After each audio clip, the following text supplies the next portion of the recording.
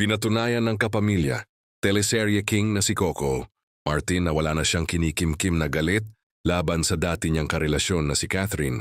Luna sa kabila ng matinding kontrobersyang minsang pinagdaanan nila.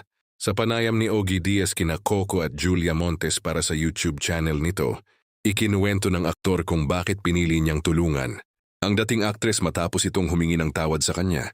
Sa gitna ng kanilang pag-uusap, hindi rin napigilan ni Coco na balikan si Ogie Diaz tungkol sa naging bahagi nito sa kontrobersyang minsang umingay sa mundo ng showbiz. Natatawang sinabi ng aktor na noong nagsisimula pa lamang siya sa industriya, kaliwat kanan ang mga balita at talakayan tungkol sa isyu nila ni Catherine, Luna. Pabirong sinabi ni Coco na isa rin si Ogie sa mga madalas na nagiging bahagi ng mga usapang iyon dahil ginagawa rin nitong paksa ang kontrobersya. Nawi naman sa tawanan ang kanilang pagbabalikan ng nakaraan na lalo lamang nagpatunay na wala na siyang sama ng loob sa mga nangyari noon. Matatanda ang naging malaking usapin noon nang sabihin ni Catherine na si Coco ang ama ng kanyang anak. Gayunman, napatunayang hindi ito totoo matapos lumabas ang resulta ng DNA test. Makalipas ang maraming taon, humingi ng tawad si Catherine kay Coco sa isang panayam. Bagay na lubos na nakaantig sa aktor, ayon kay Coco. Tunay siyang naantig nang mapanood ang paghingi ng tawad ng kanyang dating kasintahan.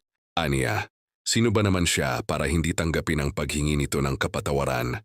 Matapos ang lahat ng pinagdaanan nila, gayunman inamin niyang mas nasaktan pa noon ang kanyang lola kaysa sa kanya dahil sa mga naging akusasyon laban sa aktor. Bago niya tuluyang tinulungan si Catherine, kinausap muna ni Coco ang kanyang lola bilang paggalang dito.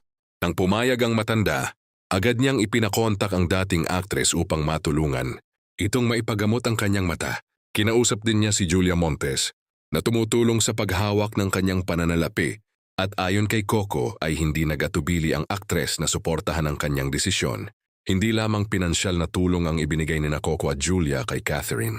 Ayon kay Coco, isinama pa nila ito sa cast ng kanilang bagong action series na si Gabo upang magkaroon muli ng pagkakataong makapagtrabaho. Ibinahagi rin ng aktor na nang unang magkita sina Julia at Catherine sa set.